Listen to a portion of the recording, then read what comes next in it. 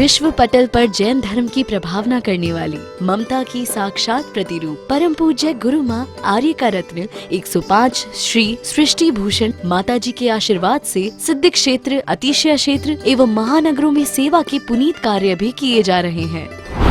अनेक आध्यात्मिक पुण्य के कार्य, साधुओं के आहार, विहार, औषधि एवं उपकरण आदि की व्यवस्थाएं सुचारू रूप से कई वर्षों से की जा रही है। माता जी और छोटी माता जी का बहुत बहुत धन्यवाद देना चाहती हूँ, क्योंकि अगर आज डैडी ठीक होके वापस सही हुए हैं इस उम्र पे, इतनी बड़ी प्रॉब्लम आने के बाद, उस एक किसी मिरेकल से कम नहीं है, किसी जादू से कम नहीं है, और वो सिर्फ माता जी लोगों के आशीर्वाद का ही फल है। माता जी पहुंची हरियाणा का प्रदेश, मंदिरों में ये स्थिति कि एक दो बूढ़े व्यक्ति चले जा कर के और यदि उन्हें अभिषेक कर दिया तो बस इतना हो गया। बाकी के लोगों को कोई धर्म कर्म से मतलब, वहाँ माता जी गईं और बंधुओं में खुद वहाँ पर गया माता जी के वहाँ हरियाणा प्रदेश में। ऐसी प्रभावना हुई कि 50 व्यक्ति वहाँ पर पूजा करने लगे। साथ ही सामाजिक सेवा के भी कार्य समिति द्वारा कार्यरत है। बच्चों की शिक्षा, गरीबों की सहायता, वृद्ध एवं असहाय लोगों को आश्रय दिया जाता है। गौ संरक्षण एवं संवर्धन के लिए गौशाला का निर्माण एवं चारा जैसी सराहनीय कार्य किए जा रहे हैं। देर न करें, आज ही जुड़ें ऐसे महापुण्य के कार्यों से।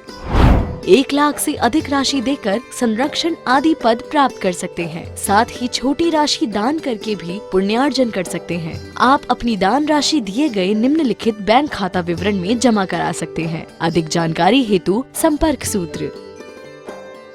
कहाँ आपका मुख अति सुंदर, सुर नर उरग नेत्र खारे।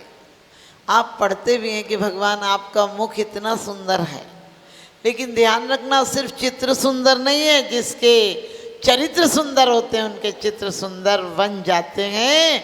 क्योंकि आज हम ऊपर से बहुत पाप से बच जाते हैं, हम आज ऊपर से बहुत सुंदर दिखने लगते हैं, लेकिन जिस दिन सुंदर अंदर से हो जाएंगे उस दिन ये दुनिया सुंदर हो जाएगी।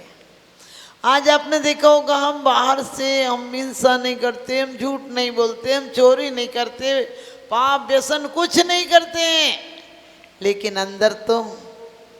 अंदर से अहिंसक हो जाओगे, बाहर से हिंसा हो ही नहीं सकती है। लेकिन आज का आदमी चले अंदर कतरनी तो करे कि हाथ की माला हमारी वासनाओं ने हमें बदनाम कर डाला। अंदर में वही काम क्रोध, यदि हम दान भी देते हैं तो अहंकार के लिए देते हैं, मंदिर भी देते हैं लोगों के, परमात्मा के मंदिर नहीं, लोगों के मंदिर ज़्यादा बनते हैं। क्यों? जो भी क्रिया कर रहे हो, यदि सामायिक स्वाध्याय भी कर रहे हो, और सामायिक स्वाध्याय इसलिए हो रहा है कि तुम समय को पहचान सको, तो वास्तव में तुम्हारा सामायिक और स्वाध्याय सार्थक है। तुम किसी को नीचा दिखा सको, किसी को बहस में हरा सको, तो समझ लेना तुम्हारा स्वाध्याय भी अभी अच्छा नहीं, अभी सच्चा नहीं है। हमारे आचार्यों ने कहा कि जीवन व्यर्थ है ताकि तुम परम अर्थ को पहचान सको। उन्होंने कहा पद मत पाना ताकि तुम परम पद को पा सको। उन्होंने कहा संसार के व्यर्थ व्यामोह में मत फंसना ताकि तुम मोह से हटकर मोक्ष तक जा सको। जिंदगी के मंडप में हर खुशी कुंवारी है, और यहाँ कौन किससे मांगने जाए, हर कोई भिखारी है, हर कोई भिखारी है। क्योंकि आपको लगता है मेरे इतने सारे अनुयायी हैं, ध्यान रखना तुम अनुयायियों के भी सेवक हो गए। यदि तुमने सोचा मेरे अनुयायी हैं, इसका मतलब तुम्हें ख्याल रखेगा कि कहीं मेरे से विपरीत ना चला जाए। जिंदगी में कई प्रकार की गुलामियां हैं, सिर्फ जिस गुलामी को तुम गुलामी मानते हो कि हथकड़ी ले जाकर जेल में पहुंचा देना या किसी नौकर को खरीद के रख लेना, ये मात्र गुलामी नहीं है।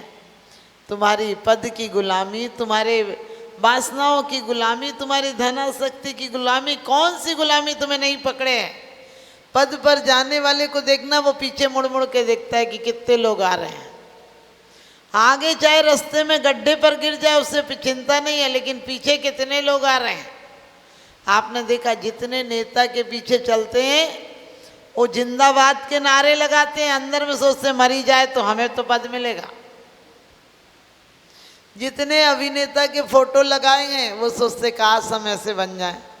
उससे पूछो वो कितना गंदा आदमी है, उस पर कितने इल्जाम कितने केस चल रहे हैं।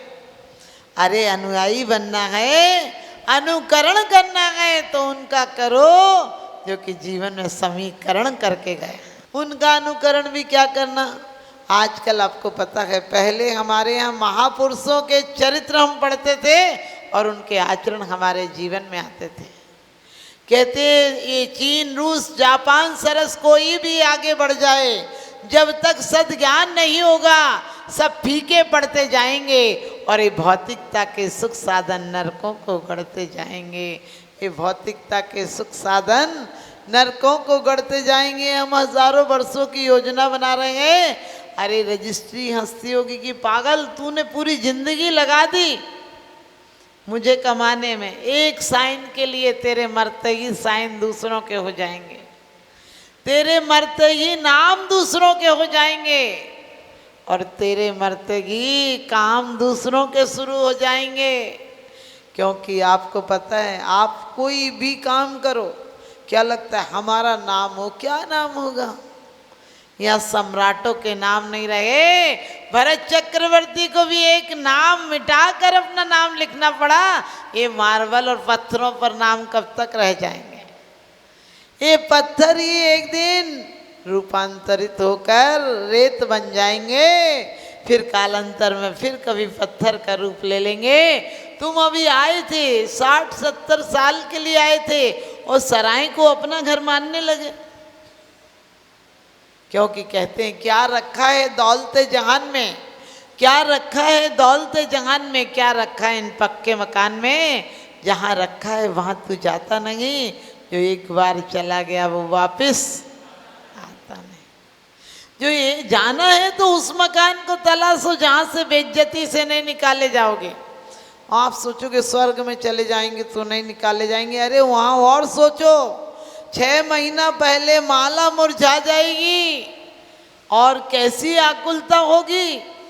सोचो 6 महीना पहले, हमें 1 घंटा पहले पता चल जाए कि मरना है तो क्या हालत हो जाएगी। वहाँ 6 महीना पहले, और फिर अवधि ज्ञान और है, सब कुछ पता है कहाँ जाना है। कितना वियोग नहीं होता होगा। आप तो यहाँ बीमार हो, मर रहे हो तो कोई भी कह सकता है बाबूजी आराम करो, हम सब आपका काम कर दे रहे हैं। वहाँ तो नीलांजना को नृत्य के लिए प्रस्तुत कर दिया था। अब बताओ, आपकी मौत आ रही और आपको कोई कहे कि जाओ नाच के आओ, नाचना होगा। नाचोगे तो हाथ पैर आपके थिरक सकते हैं, मन नहीं थिरक सकता है। लेकिन एक यहाँ इजाजत ये है कि तुम चाहो तो नरक तैयार करो, चाहो तो स्वर्ग तैयार करो।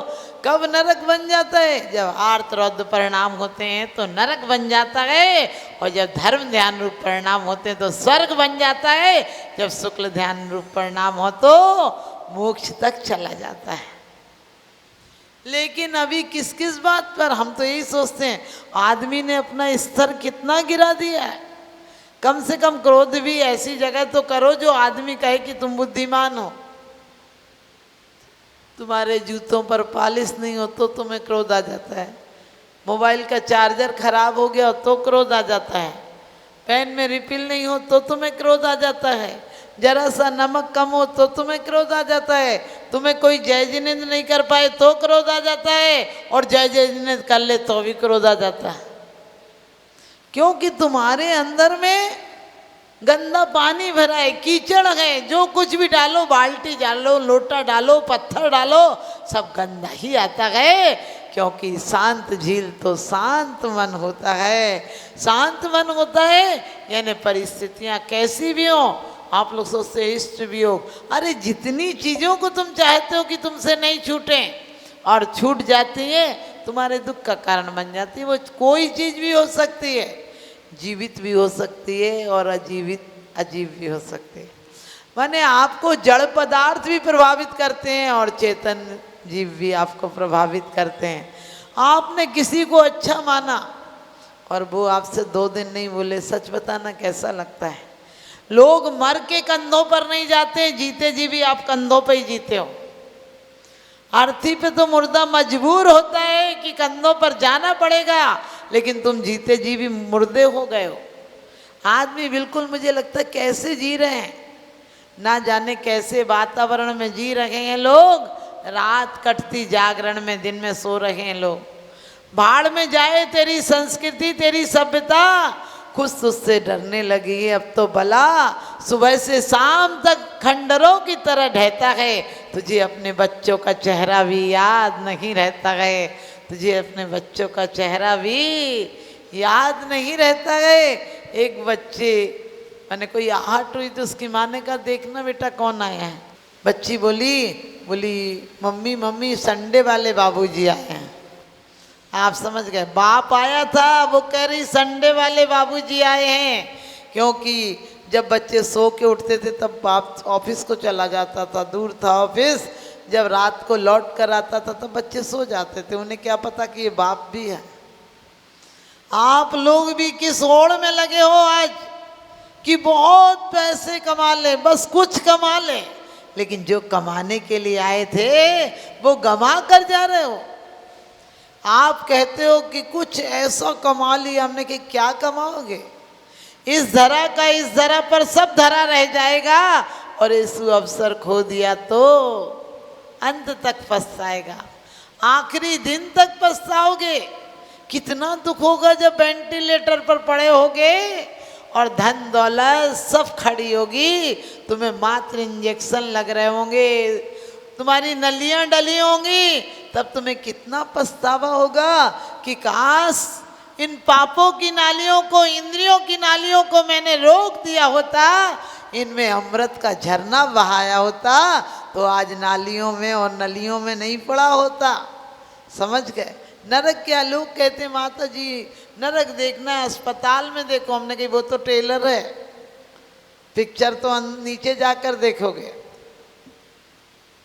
ध्यान रखना, उतना ही नहीं, आदमी जीते जी नरक में जी रहा है। नरक का मतलब क्या है? जहाँ ना रहता इति नार का, जहाँ नहीं रहना चाहे और रहना पड़े। आप बताओ, घरों में आज किसी के चेहरों पर मुस्कान है क्या? किसी के घर में प्रेम नहीं, वात्सल्य नहीं, करुणा नहीं, सहानुभूति नहीं। बाप बेटे से इसलिए बोलता है कि कुछ उपदेश दे दूं, बेटा इसलिए बोलता है कुछ मिल जाए, वरना कौन बोलता है किसी से? आज किसी के रिश्ते प्रेम के नहीं रहे, एक मजबूरन है कि कहाँ जाए इसलिए रहना पड़ रहा है। तुम्हें कितनी दौलत मिली थी, तुम्हें कितनी दौलत मिली थी, इस सांसों की अनमोल दौलत है। यदि छठे काल में मिल भी गई तो कुछ नहीं कर पाओगे। अभी आपने 50 साल में देखा कितना अंतर आ गया, 50 साल में ही इतना अंतर आ गया। और आने वाले तो समय में हम आज भी, हम और आप सब बारूद के ढेर पर खड़े हैं। ना जाने कौन सी मिसाइल कब कहाँ से चल जाए और हमें पश्चाताप करने का मौका तक भी नहीं मिल पाएगा। फिर कहती हूँ तू किसको क्या दिखा कर इतराएगा? जब नाक ही नहीं बचेगी तो नथनी किस पर सजाएगा? जब श्वास ही नहीं बचेगी तो किस पर इतराएगा? ध्यान रखना, इष्ट भी हो, कुछ भी मिलाओ, अरे इतना प्रेम जगाओ कि सारी दुनिया तुम्हारी दोस्त हो जाए। और मैं उन दोस्तों की बात नहीं करती जो गड्ढे में ले जाते हैं, ध्यान रखना, उन दोस्तों की बात करती हूँ जो तुम्हें मोक्ष तक ले जाते हैं। हमें स्वर्ग नहीं जाना। लोग जब भी कोई मर जाता है तो बोलते हैं स्वर्गवास हो गया, और ये और लिखते हैं कार्ड में कि हमारे पाप कर्म के उदय से हमारे पिताजी का स्वर्गवास हो गया। मैंने कहा तू इतना जलता है क्या बाप से? बेचारा जी हजूरी और गधा मजूरी से छूट गया, इतनी जिल्लत की जिंदगी जी रहा था।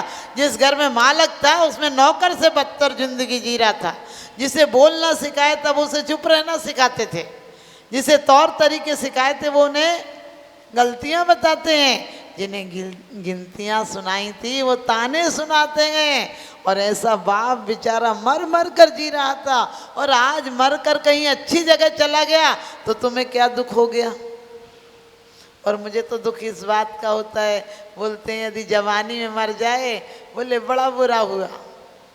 विश्व पटल पर जैन धर्म की प्रभावना करने वाली ममता की साक्षात प्रतिरूप परम पूज्य गुरु माँ आर्य का रत्न 105 श्री सृष्टि भूषण माता जी के आशीर्वाद से सिद्ध क्षेत्र, अतिशय क्षेत्र एवं महानगरों में सेवा के पुनीत कार्य भी किए जा रहे हैं। अनेकानेक आध्यात्मिक पुण्य के कार्य, साधुओं के आहार, विहार, औषधि एवं उपकरण आदि की व्यवस्थाएं सुचारू रूप से कई वर्षों से की जा रही है। कि माता जी और छोटी माता जी का बहुत बहुत धन्यवाद देना चाहती हूँ, क्योंकि अगर आज डैडी ठीक होके वापस सही हुए हैं इस उम्र पे, इतनी बड़ी प्रॉब्लम आने के बाद, उस एक किसी मिरेकल से कम नहीं है, किसी जादू से कम नहीं है, और वो सिर्फ माता जी लोगों के आशीर्वाद का ही फल है। माता जी पहुंची हरियाणा का प्रदेश, मंदिरों में ये स्थिति कि एक दो बूढ़े व्यक्ति चले जा कर के और यदि उनने अभिषेक कर दिया तो बस इतना हो गया। बाकी के लोगों को कोई धर्म कर्म से मतलब, वहाँ माता जी गईं। और बंधुओं में खुद वहाँ पर गया माता जी के वहाँ हरियाणा प्रदेश में, ऐसी प्रभावना हुई कि 50 व्यक्ति वहाँ पर पूजा करने लगे। साथ ही सामाजिक सेवा के भी कार्य समिति द्वारा कार्यरत है। बच्चों की शिक्षा, गरीबों की सहायता, वृद्ध एवं असहाय लोगों को आश्रय दिया जाता है। गौ संरक्षण एवं संवर्धन के लिए गौशाला का निर्माण एवं चारा जैसी सराहनीय कार्य किए जा रहे हैं। देर न करें, आज ही जुड़ें ऐसे महापुण्य के कार्यों से। 1 लाख से अधिक राशि देकर संरक्षण आदि पद प्राप्त कर सकते हैं। साथ ही छोटी राशि दान करके भी पुण्यार्जन कर सकते हैं। आप अपनी दान राशि दिए गए निम्नलिखित बैंक खाता विवरण में जमा करा सकते हैं। अधिक जानकारी हेतु संपर्क सूत्र